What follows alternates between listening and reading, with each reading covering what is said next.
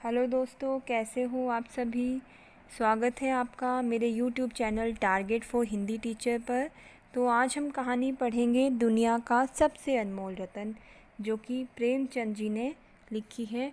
तो इस कहानी की मैं समीक्षा करूंगी और कोशिश करूंगी कि सरल से सरल शब्दों में आपको यह कहानी समझा सकूं। तो चलिए पहले मुंशी प्रेमचंद जी के बारे में थोड़ा सा जान लेते हैं। मुंशी प्रेमचंद जी का जन्म सन 1880 में हुआ था और उनकी मृत्यु 1936 में हुई थी। उनका जन्म स्थान है लम्ही, जो कि वाराणसी में है। उनके प्रसिद्ध उपन्यास है सेवा सदन, निर्मला, रंगभूमि, कर्मभूमि, गबन, गोदान। कहानियों का विशाल संग्रह उनका 8 भागों में मानसरोवर नाम से प्रकाशित है, जिसमें लगभग 300 कहानियाँ संकलित हैं। करबला, संग्राम और प्रेम की वेदी उनके प्रमुख नाटक हैं। निबंध कुछ विचार नाम से प्रकाशित है। गोदान हिंदी का एक श्रेष्ठ उपन्यास है। मुंशी प्रेमचंद जी का जन्म, जैसे मैंने अभी बताया कि 1880 में वाराणसी जिले के लम्ही गांव में हुआ था। उनका बचपन का नाम धनपत राय था, किंतु वे अपनी कहानियाँ उर्दू में नवाब राय के नाम से लिखते थे। ये बात ध्यान रखेंगे कि उनका नाम धनपत राय था, लेकिन वे उर्दू में नवाब राय के नाम से लिखते थे और हिंदी में मुंशी प्रेमचंद जी के नाम से। गरीब परिवार में जन्म लेने और अल्प आयु में ही पिता की मृत्यु हो जाने के कारण उनका बचपन अत्यधिक कष्टमय रहा, किंतु जिस साहस और परिश्रम से उन्होंने अपना अध्ययन जारी रखा, वह साधनहीन एवं कुशाग्र बुद्धि और परिश्रमी छात्रों के लिए प्रेरणादायक है। प्रारंभ में वे कुछ वर्षों तक स्कूल में अध्यापक रहे। बाद में शिक्षा विभाग में सब डिप्टी इंस्पेक्टर हो गए। कुछ दिनों बाद असहयोग आंदोलन से सहानुभूति रखने के कारण उन्हें सरकारी नौकरी छोड़नी पड़ी और आजीवन वे साहित्य सेवा करते रहे। उन्होंने कई पत्रिकाओं का संपादन किया। इसके बाद उन्होंने अपना प्रेस खोला और हंस नामक पत्रिका भी निकाली। सन 1936 में उनका निधन हो गया। तो मुंशी प्रेमचंद जी का जीवन आप याद रखेंगे। उनका जन्म वर्ष और देहांत वर्ष याद रखना बहुत ही ज़रूरी है। यह परीक्षा की दृष्टि से बहुत उपयोगी है। तो उनका जन्म 1880 और मृत्यु 1936 में हुई थी। तो चलिए अब पढ़ लेते हैं उनकी कहानी दुनिया का सबसे अनमोल रतन। दुनिया का सबसे अनमोल रतन प्रेमचंद की पहली कहानी है। यह कहानी कानपुर में प्रकाशित होने वाली उर्दू पत्रिका ज़माना में वर्ष 1907 में प्रकाशित हुई थी। बाद में यह कहानी प्रेमचंद के कहानी संग्रह सोजे वतन में प्रकाशित की गई है। तो चलिए देखते हैं कि दुनिया का सबसे अनमोल रतन क्या होता है। चलिए फिर कहानी के प्रमुख पात्र पढ़ लेते हैं। तो कहानी में जो प्रमुख पात्र है वो है दिलफिगार, जो मल्लिका दिलफरेब से बहुत प्रेम करता है। वह एक सच्चा प्रेमी है और अपनी प्रेमिका के लिए वह जान तक दे सकता है। दूसरी जो प्रमुख पात्र है वह स्त्री पात्र है, वह है दिलफरेब, जो कहानी की स्त्री पात्र है और महल की मल्लिका है। वह बहुत ही सुंदर और रूपवती स्त्री है। इसमें एक अन्य पात्र और है, वह है काला चोर, जो कि एक कैदी है और जिसने बहुत सारे बेगुनाहों की हत्या की थी। उसके दिल में थोड़ा सा भी रहम और दया नहीं थी, इसलिए उसे कैदी बनाकर फांसी दी जा रही है। और एक अन्य पात्र है एक बुजुर्ग आदमी।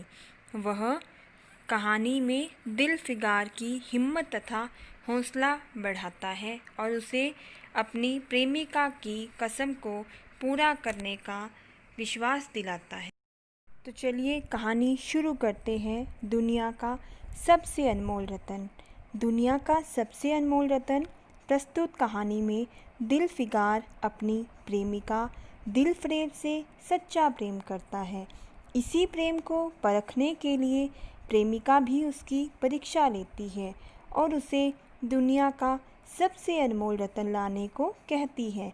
साथ ही वह यह भी शर्त रखती है कि यदि वह चीज़ तुम्हें ना मिले तो दोबारा मेरे पास मत आना, वरना मैं तुम्हें सूली पर चढ़वा दूंगी।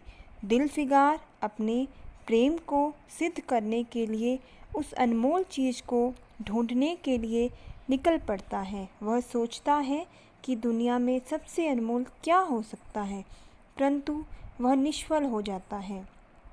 बहुत खोजबीन करने के बाद उसे वह अनमोल रतन नहीं मिलता। बहुत दिनों तक भटकते रहने के बाद उसे एक कैदी के आंसू की बूंद मिलती है, जिसे वह प्रेमिका के पास लेकर जाता है, परंतु उसे उसकी प्रेमिका अनमोल रतन नहीं मानती और दोबारा उसे खोजने के लिए भेज देती है।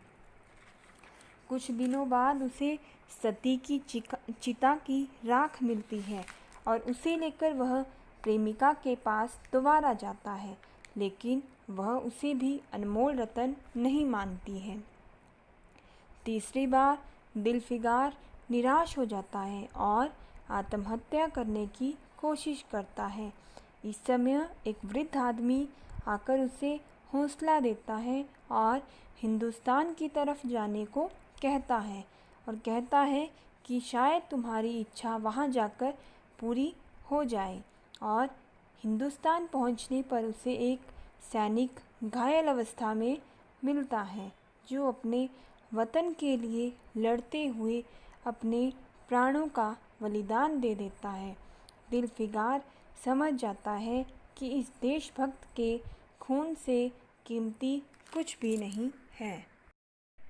अतः उसके रक्त की अंतिम बूंद लेकर वह प्रेमिका के पास पहुंचता है, जहां प्रेमिका उसकी भेंट को स्वीकार करते हुए उसके प्रेम को भी स्वीकार कर लेती है।